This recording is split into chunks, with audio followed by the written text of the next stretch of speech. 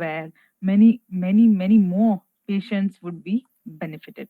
I hope you all are nearly somewhere with the background of physiotherapy or the medical field, right?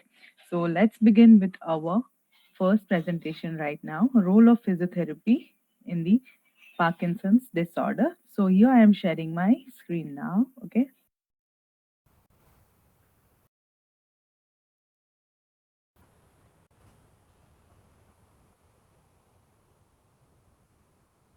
I guess my screen is properly visible, right?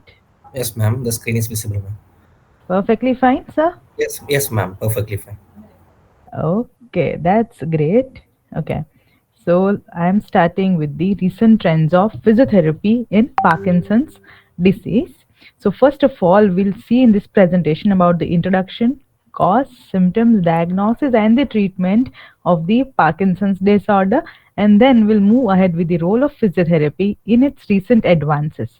All right, so let's begin with the introduction first. As we all know, Parkinson's is a brain disorder which is caused unintendedly and uncontrollable movements, okay, such as shaking, stiffness, difficulty with balance, and the coordination. So the symptoms usually begin gradually and they worsen over time. All right, so it's like progressive disorder. Okay, there is no stoppage on it. Okay, so what we can do is we can control the symptoms and manage them nicely. All right, so they will further have the normal routine life at a very good level. All right, that's the main role. So as this disease progress, people have a lot of difficulty while walking and the talking thing. They may have mental as well as behavioral changes associated with sleep problems, depression, memory difficulties, and also the fatigue in long run, right? So, while virtually everyone could be at risk for developing Parkinson's, some researchers have suggested that this disease affects more men than the women. So, one clear risk is age. Almost most people with Parkinson's first develop the disease after the age of 60. All right, but about 5 to 10% people experience its onset before the age of 50. So, early onset form of Parkinson's are often but not always inherited, and some forms have been linked to specific gene mutation. Yeah, you heard that right. While genetics is thought to play a major role in Parkinson's, okay, in most cases, Parkinson's disease does not seem to run in families. Many researchers have now believed that Parkinson's is a result of combination of genetics as well as their environmental factors such as exposure to toxins and some of the other radiations. Now, what are the main cause of the Parkinson's disease? So, the most prominent signs and symptoms of Parkinson's disease occur when the major nerve cells in the basal ganglia, an area of the brain which basically controls the movement, get impaired or they certainly die. All right. So, normally, this nerve cells or neurons, this produces a chemical known as dopamine. And you already know when this neuron dies or impairs, the neurons that is the chemical known as dopamine is produced less, so it causes the movement issues, okay, which are associated with this disease, but the exact reason for dying of this is certainly unknown right now. So the people with PD also lose the nerve endings that produces norepinephrine. Yeah, it's the main chemical messenger of the sympathetic nervous system, which controls many functions of the body, such as heart rate, blood pressure, and other systems as well. So the loss of this norepinephrine might help explain some of the non-movement features like fatigue, irregular BP, decreased movement of food. All right, so there would be totally digesting issue problems. Okay, they might have a lot of constipation problems while talking certainly about the digestion issue, and then there would be a sudden drop in the blood pressure when a person stands from the sitting position or lying position, which is known as orthostatic hypotension, right? So many brain cells of people with Parkinson's disease contains Lewy bodies, right? There are certainly proteins which are alpha synuclein. So scientists are certainly trying to understand the normal and abnormal function of the alpha synuclein and its relation to this genetic mutation that impacts the Parkinson's and the Lewy body dementia. So now we will see about the symptoms of Parkinson's disease. All right. So main four symptoms are there in Parkinson's disease. First is the tremors in the hands, arms, jaw, and head. Okay, and the legs. So morning stiffness is also there, where a muscle remains contracted for a longer period of time. So they would be gradually able to start their day. Slowness of movement will be there, and also impairment in the balance and coordination, which might lead to falls, right? So here you can see this person, okay, in this figure he is having a stoop posture. For firstly we can see is the masking of the expression of the face. Okay, if you are talking with the person with the Parkinson's, you will definitely notice what reaction we expect while talking to a person will be reduced or less or certainly absent in the person having the Parkinson's disorder. That's why certainly they are known as having a masked face. All right, they would be having this stooped posture, okay, and the back rigidity. Okay, there would be a forward tilting of the trunk due to the back rigidity. There would be reduced in arm swings. The elbows will be flexed, and the wrist is also, and the tremors were clearly seen in the hands. So certainly tremors may increase in certain patients up to an extent that they are unable to eat. So tremors affects a lot in the routine activity of a person having Parkinson's disease. There are certain patients who have minimal or like almost very negligible tremors, though having the Parkinson's disorder. Okay, so you need to consider both of the things. Okay, but in generally, out of 100 patients, 95% patients will be having tremor issues in the hands. Okay, there would be tremors in the legs, and there would be slightly flexed hip and knees would be there, and shuffling short stepped gait would be there. So shuffling gait is the classical sign of a person having Parkinson's disorder. Okay, so these are certain classic criteria which you should remember, and you would be able to notice many older age people and many undiagnosed or who certainly haven't diagnosed yet patients you will see in your community as well, and I hope you will help them by spreading awareness about the condition and guiding them right after this presentation.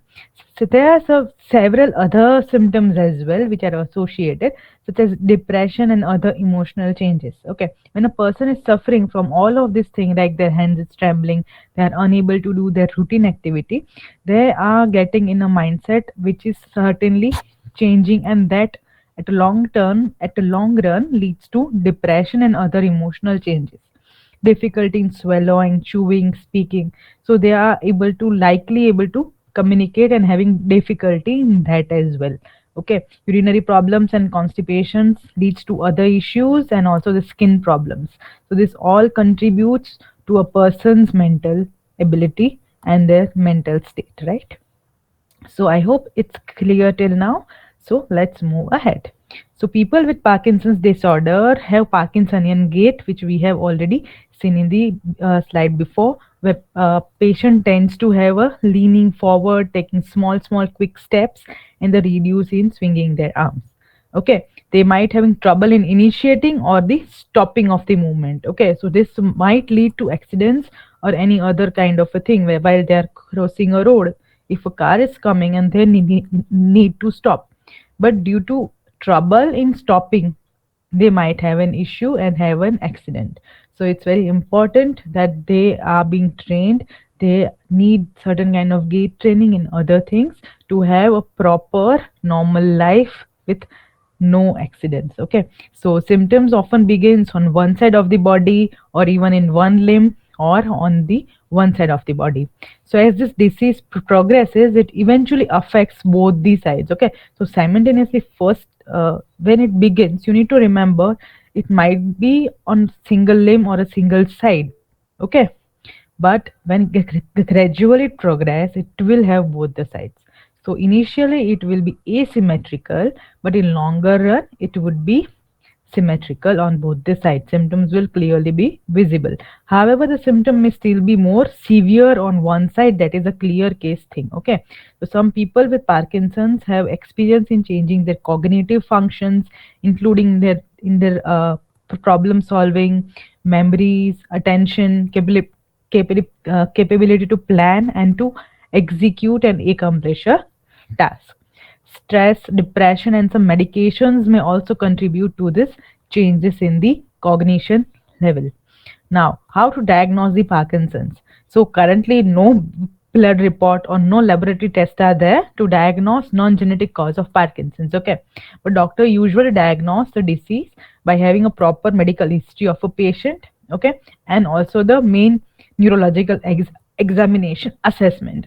So if symptoms improve after the starting of medications, it's the major indicator that a person has Parkinson's disorder.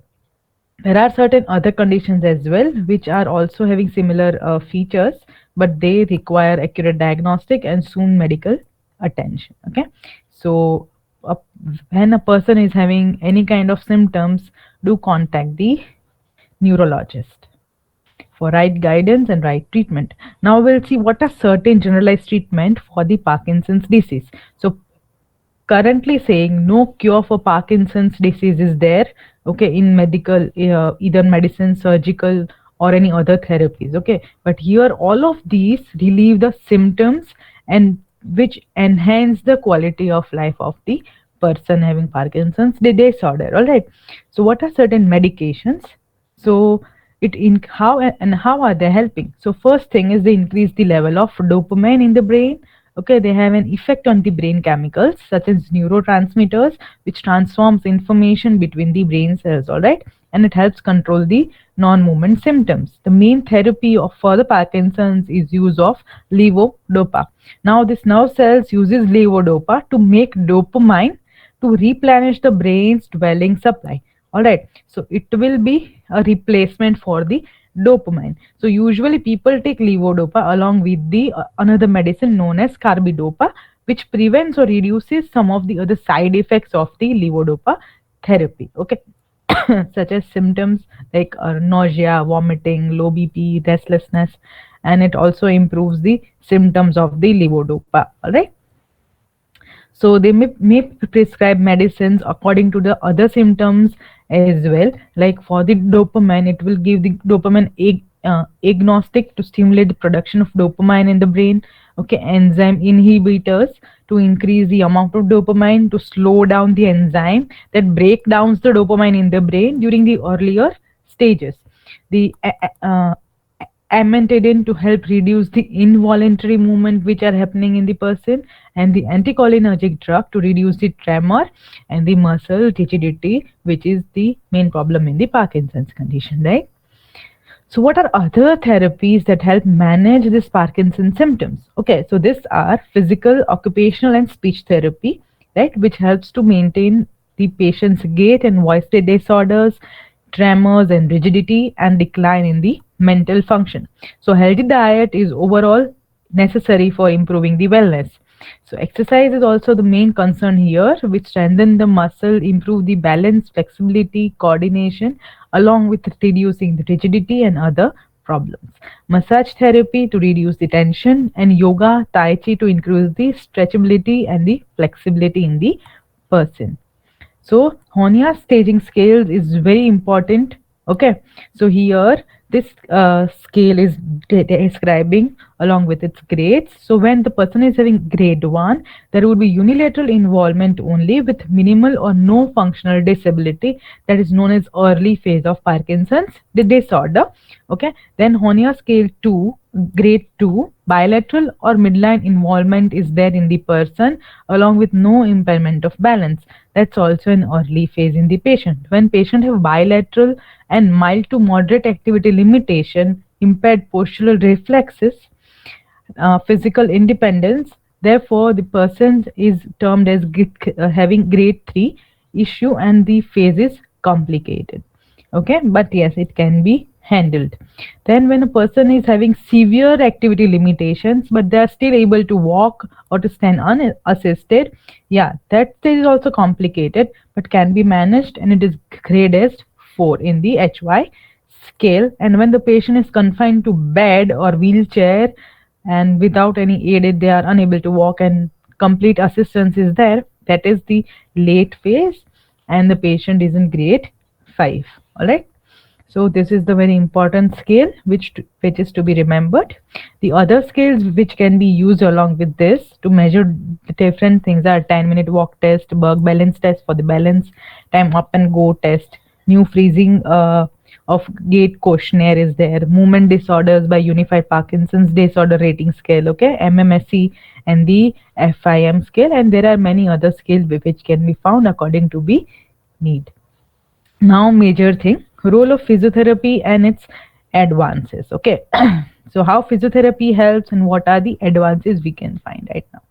So first, physiotherapy mainly aims to maximize the quality of the movement. All right, how a movement should be performed and what are the complications of it. So here we aim to maximize the quality of the movement. All right, then comes the functional independence and the general overall fitness of the person having Parkinson's disorder, because that is the main thing, that is functional independence. A person need to be independent without any assistant to take care of their daily routine activities, right? It is very much important for their overall well-being and also for their mental health, right? Along with that, maximize secondary complications with supporting self-management and participation and optimizing the safety of the people with the Parkinson's disease, right? So what are the main there are main 6 core areas of physiotherapy which are here in the, we can see, first is the physical capacity, transfers, manual activities, we take care of the posture, balance, and also the main important thing, gait. Now, in addition to taking care of all these main 6 core areas, respiratory function and also taking care of the pain is very well considered when required. Okay, so main focus of physiotherapy as well as the treatment goal is person specific, but it is also linked to the current stage of the disease progression of that person. All right, so this is the main important thing to be remembered.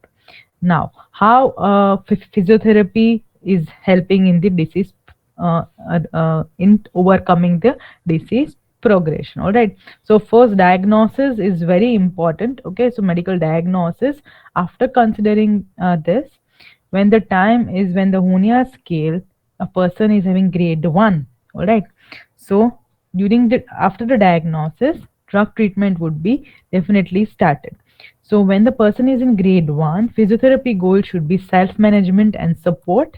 Okay, we need to educate the patient about how they can take care of themselves and how to manage certain things. Okay, then how to prevent inactivity.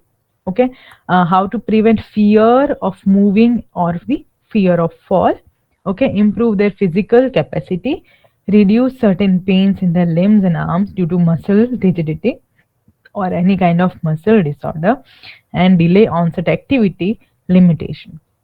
Okay, so this will be continued up to HY scale grade 3. All right, so now when the person is having hernia scale having grade of 2 to 4, that according to their condition, along with this physiotherapy goals at grade 1, there would be additional goals such as maintaining or improving their activity, especially needed while transferring, while keeping the balance, their manual activities, okay, and the gait, that is their normal moving around and taking care of their usual space in their usual environment. All right, like making their bed, dressing properly, keeping balance in all of those things.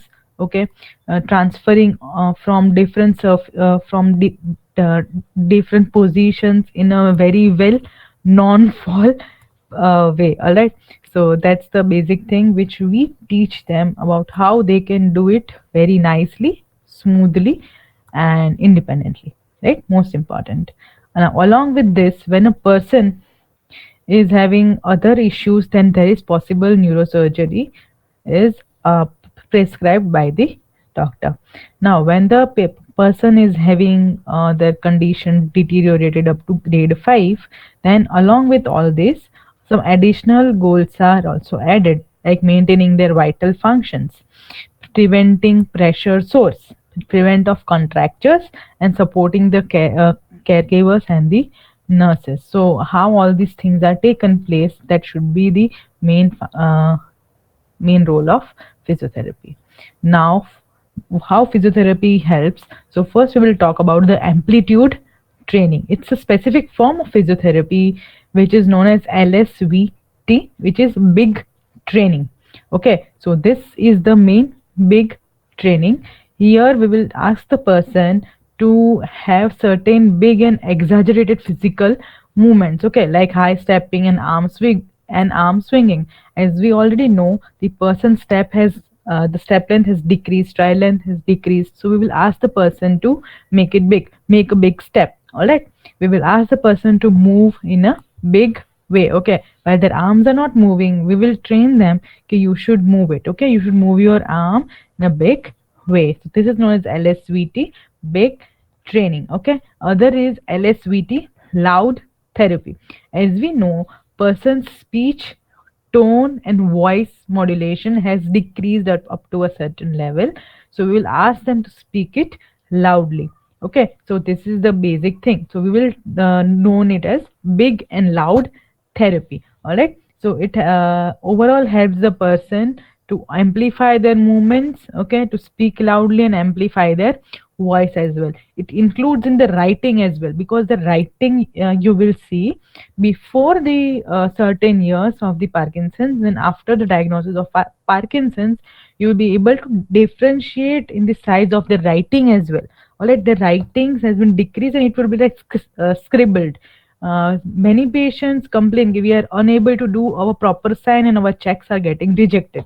So that are the certain issues they are facing. So we need to train them for that as well. You need to write in a big letters, okay, because for them big means they're normal letters. Okay, we are telling them to have a big movement, having speaking loud, that is normal for us, as their normal has become a small and the slow thing. Okay, slow voice and small movements is their normal now, so we have to take them out from it and make it big and loud, which would be normal for us.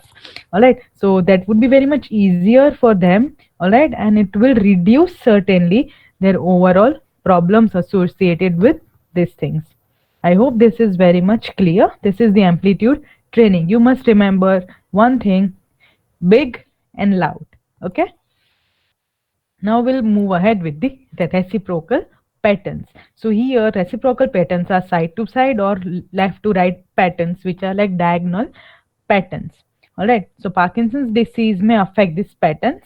So that reciprocal patterns reinforcement is very much important, right? Like recumbent cycling, where a stationary bike in which you sit in a reclined position is very much helpful, or the use of elliptical machine is also very much helpful, because in that both your limbs are moving in a proper manner. Okay, so when a person can walk properly while keeping in mind by using their hands and swinging it, all right, because that is certainly a complaint of their relatives as well. Their arms are not moving, their arms are still.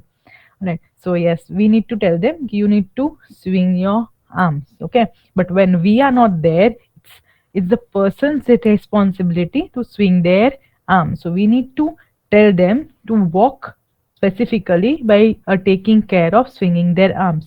Okay. So like that, all of the things are there. Other things are teaching them certain dance movements.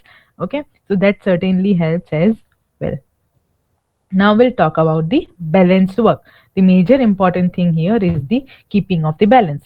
So normal balance is a major interplay which you will see, okay, which is the visual feedback and also the inner ear, which is the orientation. So how your feet senses the ground beneath you, that is how your balance is kept. Okay, but here this balance system is affected and the gait becomes unstable. Okay, which in turns make a very fearful face for the person having Parkinson's in the public area and the crowded spaces. So gait training can help them. The exercises will also aim to improve balance, which should be guided by physio most importantly, and balance and proper compensatory technique should be taught to this kind of patients, all right, because balance is very very very important component, as it will prevent them for further falling. So now we'll talk about stretching and the flexibility. It's the common for patients with Parkinson's disorder to develop tight flexors, hamstrings, and the calf muscles. So to encounter that stiffness, it's best to stretch at frequent intervals throughout the day rather than just once. Also, other things are to reduce this tightness of the overall. We can also consider like for whole rigid postural rigidity, certain rolling movements, okay, rolling and rocking movements, which are starting from the head towards the toes. So it will cover every part of the body and reduce the stiffness of the person, reduce the rigidity of the muscles, and helping the patient move swiftly. So now we'll talk about the strength training. So muscles naturally weaken with age. So strength training is very important for everyone. But research suggested that patients having this Parkinson's disorder have more problems with the muscle weakness. So depending on which stage your Parkinson's patient is, resistance exercise should be considered along with normal exercises. So here any kind of resistance band or dumbbells should be used, okay, according to their level of their ROM. All right. So pool based exercises are also given, and water based is very important to strengthen the muscles. The buoyancy naturally gives the resistance and is very good fit for patients with Parkinson's disorder. Now, our major thing here, what are the recent trends? So, what all we have talked about previously should be considered while merging it with the latest technology. Okay, so first of all, we will talk about the virtual reality. Okay, so virtual reality therapy specifically help persons with the Parkinson's disorder, as it's a therapeutic tool which is currently in trend in neuro rehab. So we'll talk about it. So VIA provides specific high intensity, task oriented, and multisensory feedback training. All right, which promotes patient visual, auditory, as well as their tactile input, and will also increases their interest in rehab process. Okay, so certainly the exercises won't get monotonous or any other kind of a thing, and patient will have a certain interest to learn and to enjoy as well along with that. So their experience is immerse or not immersion kind in a virtual environment, so that the patient's treatment is compliance is very effectively improved. Okay, so along with this, VR will help the patient in their method by increasing the mobility, their strength, and their range of motion. Okay, it improves their gait and also the balance. After the VR therapy, we have seen that cognitive changes are also associated and they are also improved. Okay, there would be reduction in the depression, anxiety, and stress, and it gives independence to the patient as well. Okay, so when a person is able to enjoy certain exercises, when they are able to move and do specific things, okay, so naturally their cognitive changes will take place. There would be reduction in the depression, anxiety, and their stress. Okay, and they will start associating with the society and their social groups as well, which they have certainly reduced or been reduced by the condition and their stress all thing. All right, so everything would be taken care of if the patient enjoys their exercise and gets improvement. All right, so so VR is specifically providing the multisensory feedback, which enhances the motor learning, problem solving. It promotes the performance of multiple repetition of movement. So there may be advantages in the VR. Okay, it provides engaging and immersive as well as enjoyable dimension to the therapeutic process, providing data to healthcare providers in real time. Okay, so it is easy to measure progress, analyze the data and results, and make the informed clinical decisions. Okay, so now we will talk about the robotic assisted exercise. So this was all about the VR. Okay, now we'll talk about robotic assisted exercises. So robotic assisted gait trainings was developed to restore their gait function. Okay, by promoting neuroplasticity through repetitive locomotor training. So with this, in robotics, repeated training are the main no form of a thing which is given in the which is given to the patient, and which promote the neurotransmitters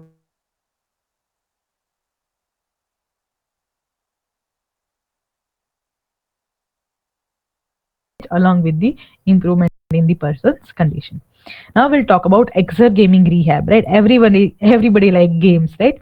So with this, when we are incorporating the games with the rehab, it has broad spectrum of results in it. Okay.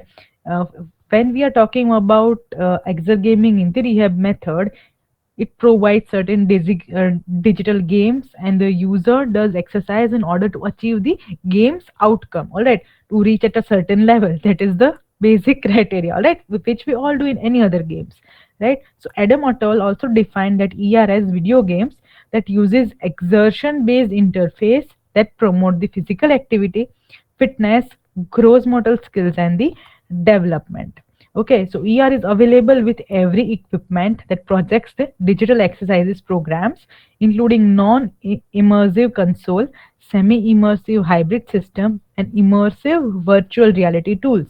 Okay, so in order for ER to function, the performance, the platform's pad, video console, everything should be taken care of.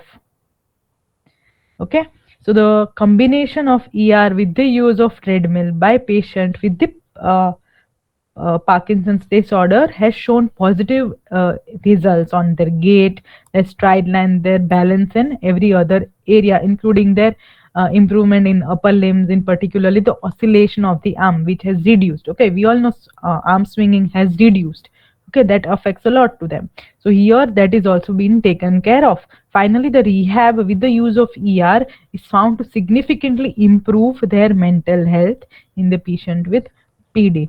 Okay, so now we'll move ahead with the home-based telemedicine system. So here they define as the main process of providing healthcare remotely using communication device and AI application for diagnosis and management of a particular disorder. We already know after a corona, okay, after the whole lockdown, whole new normal has begun, right? So where everything is going digital. So here telemedicine is also an amazing kind of a thing which is very much important, and it is very much helpful for the patients who are there in remote areas, in cities, and in special centers. Okay, so it this system provides them the real time high quality audio video interactions between home based patients, nurse, physicians, and certain other tips as well. So Parkinson's disorders virtual clinic is certainly safe and effective for them, and the majority of consultants are equivalent to face in clinic in terms of treatment outcome. Okay, like we are sitting here and having the webinar, that's the way how we teach the person, okay, having Parkinson's disorder to do certain exercises. We show them certain videos, we show them how to do that exercise, we train them, and everything is taken care of very smoothly by the help of telemedicine system. All right, so I hope that this is very clear, and this is the new era for the rehab.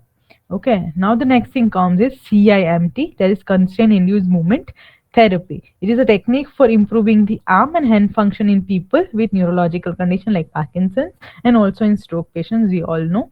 So CIMT aims to improve hand and arm function in people with Parkinson's, with fine movement problem, dexterity problem, and the grip strength in one of their arms. Okay, so these people will adopt the coping strategy when CIMT is applied. Uh, okay, so in upper limb, this may involve compensation by using less affected or stronger arm to complete their task. Patient may use their weak arm less frequently. As a result, the arm becomes weak. All right, so that is known as learn to non-use. So modified constant induced movement therapy improves their fine motor as well as their gross motor performance of the upper limb in people with Parkinson's disorder. Therefore, it is highly recommended and it is effective treatment for them. Okay, now we'll talk about the aquatic therapy, which is specialized physiotherapy, and it's usually taken care of in the temperature controlled pool while working one on one with a licensed practitioner is very important for the person having Parkinson's disorder. So it covers a wide range of water-based therapeutic techniques and exercises for relaxation of their muscles, fitness, and the rehabilitation. All right. So all of how many different techniques we see, the major goals of physiotherapy remains the same. So the gentle resistance of the water allows people to practice strengthening exercise without using the weights. All right, for those with PD, stronger muscles can improve stability, balance, and posture, which in turn can make it easier to complete their daily task. All right, so that is the major thing we want, right? Now we see about the PEMF, that is the pulse electromagnetic field therapy. So it works by sending healing frequencies to the body to stimulate neurons, okay, which restores the brain function and improves the cognition.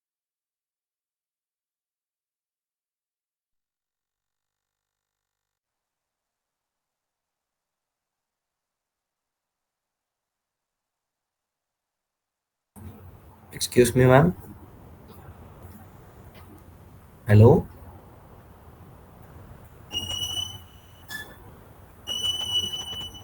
You are not audible, ma'am.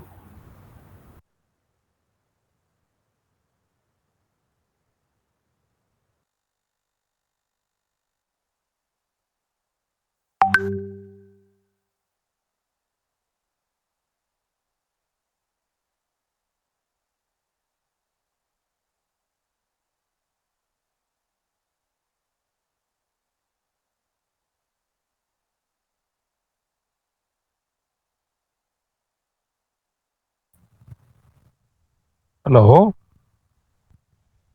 is it audible?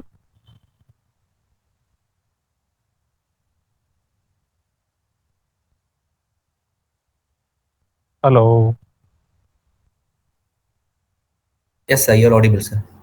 Ah, so you just go to anyway. She covered almost instrumental and non-instrumental way of treating the Parkinson's, especially movement disorder conditions. Yes, She sir. almost covered entire instrumental-based exercise along with non-instrumental also.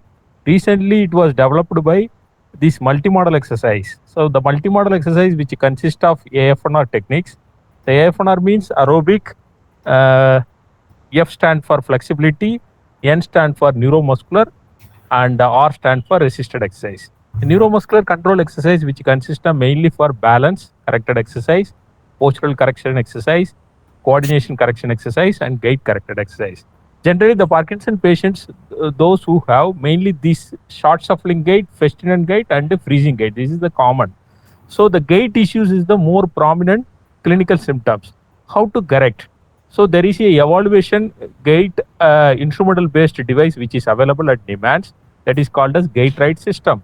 This gait ride system which will help to identify the gait parameters like stride length, step length, uh, this kind of parameter which you can administered at the time of admission. You can quantify pre and post. So by the time some of the conservative conventional mode of exercise you can administer to the patients, and you can compare with the pre and post. Generally, this multimodal exercise mainly weekly 3 days, weekly 3 days for 6 months duration, which is more applicable. Weekly 3 days. So if you consider totally 24, so 6 months duration you have to continue. So long duration multimodal exercise which will help to improve the especially neuromotor control system. This neuromotor control system mainly for gait, all those things it will improve. But the main things, keep in your mind, all the physiotherapists, before administering any exercise, the patient should on the medication, especially the Parkinson drug should be on, mainly for Syntoba drugs. Post medicine, you can administer some of the exercise. If the medicine, if they are not consuming, if you are administering, the patient may lose the balance, or they may develop some sort of musculoskeletal injuries, or they may have some other head injury, something it happened. So all the exercise you have to perform under the Parkinson drugs, especially Syntoba something administered, then you can provide the exercise. So mainly multimodal exercise is one of the significant component to manage, especially the recently it was identified, it was very oldest, but recently there is a specific protocol exercise which come out along with the relaxation, some of the specific exercise followed by warm down. the relaxation exercise, that is warm up exercise, which continue. You consider every exercise should be in 60 minutes. Group of exercise, that is series of exercise. The exercise should be performed in group manner. You invite around 20 people, and in front of them you perform this like stretching, strengthening, resistance, assisted exercise. All the exercise, if you are performing, the patient must have enjoy all the exercise they can perform, as well as they will enjoy the exercise. Exercise is medicine, so they have to actively participate some group therapy. So my advice is, you can invite the people for group therapy session, which will help to improve the quality. That is my sincere advice. And along with the first things, early diagnosis. Early diagnosis means you have to identify this disorder immediately. Once you found, you have to send to the neurologist. They will identify through some of the radiological investigation, along with the other allied support like hemogram. Along with the other investigation, they will identify. So early diagnosis, which will help to minimize the motor symptoms, especially gait, balance, coordination, and some of the muscle loosening the properties. So early diagnosis only which will help. That is I wanted to. After that, second, the take home message is, you have to apply the exercise with Parkinson drugs. When the Parkinson drugs is on, after half an hour you supposed to start the exercise. When the medicine is off, you are not supposed to advise to the patients. And group therapy is the very significant protocol. You invite around 5 people, you are asking to perform, so they will enjoy. So this will help to stimulate the Parkinson, along with they will enjoy the treatment. So group therapy session is the more convenient way of applying the Parkinson's patient. That I wanted to conclude. So once again, thanking you, given the opportunity to share, especially Parkinson's patients, young onset of Parkinson drugs, young onset of Parkinson, and Huntington disease, Parkinson plus syndrome, various movement movement disorder conditions. The physical therapist role is prominent role to manage, especially movement disorder condition, mainly Parkinson disease. That I wanted to conclude. Once again, thanking you, the entire team, given the opportunity to share my knowledge and experience in the Parkinson's patients.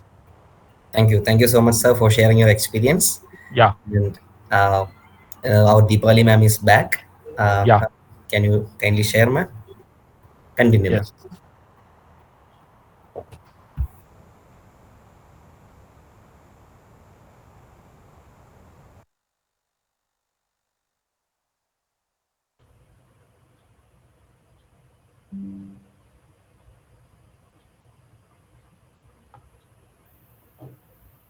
Hello, sir. Is it visible properly? Yes, ma'am, visible. Okay, so I'll continue from here, I guess, right? Sorry for the inconvenience, and thank you for your patience. Sir has given a great insight in the other parts as well. Thank you so much, sir. So now we're taking about the PEMF, which is the, we all know it's a pulse electromagnetic field therapy. So it works by sending certain healing frequencies to the body, which stimulates the neurons, and it certainly restores the brain cells to regular frequencies and making it very much helpful for neurological disorders. Okay, so it is a non-invasive pulse magnetic field for the regenerative and functional improvement therapy purpose.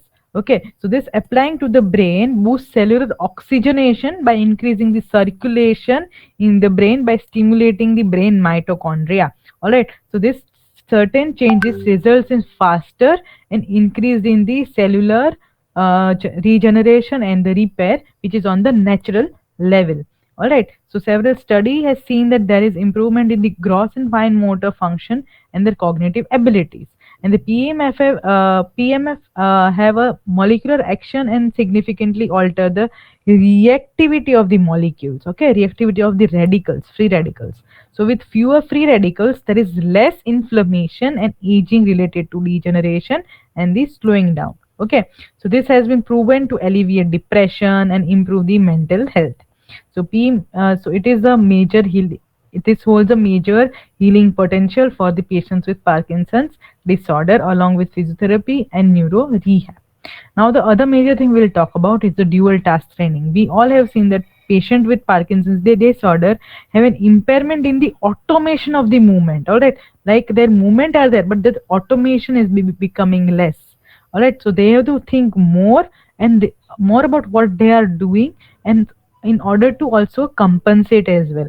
So because of this, it becomes more challenging for them to do two things at the same time. All right, like walking and talking, or thinking something else while walking or while eating or something like that. So this has shown an increase in the risk of fall in a patient with PD. Right. So the loss of these automatic movements leads to an increase in the dual task cost. It means it takes more brain power to do two things at once. All right. So for this reason, it is important to incorporate a cognitive challenge along with an exercise in order to help reduce the dual task cost and reduce risk of fall. Dual task can be done in any of the method, whether you are giving with the aquatic therapy or you are giving with the robotic therapy or along with any of the other therapy. So I personally believe that dual task should be incorporated as a conventional therapy to the patient. Okay, so this exercise involves like multi-directing stepping, weight shifting, large amplitude movements, and the floor exercise. Okay, so this gives like different surfaces as well, like giving exercises on forms or multiple things as a same times at once, like waking or stepping after performing a cognitive task. All right, so giving a calculation and telling them to jump, telling them to run or to get up and go, certain things are associated, right?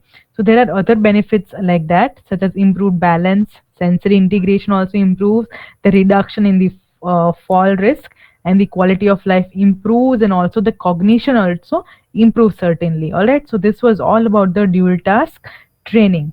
Thank you for patiently listening me, and I hope this was very much helpful and insightful for you. Thank you, Wings Institute, to giving me such an opportunity and a platform to present. Thank you. Back to the host. Thank you so much, Deepali ma'am, for the excellent sessions. And dear participants, if you have any queries, you can ask directly to ma'am by typing in the chat box, so that I can convey to ma'am. Meanwhile, ma'am, the session was excellent, ma'am. The key take-home messages, like our 6 key points, that is a physical capacity, transfer, manual activities, posture, balance and gait, and strength training, and also about the recent trends, ma'am, especially the CIMT dual task. Everything was very much informative, ma'am. Once again, thank you, ma'am. And dear participants, do you have any doubts? You can ask through the chat box.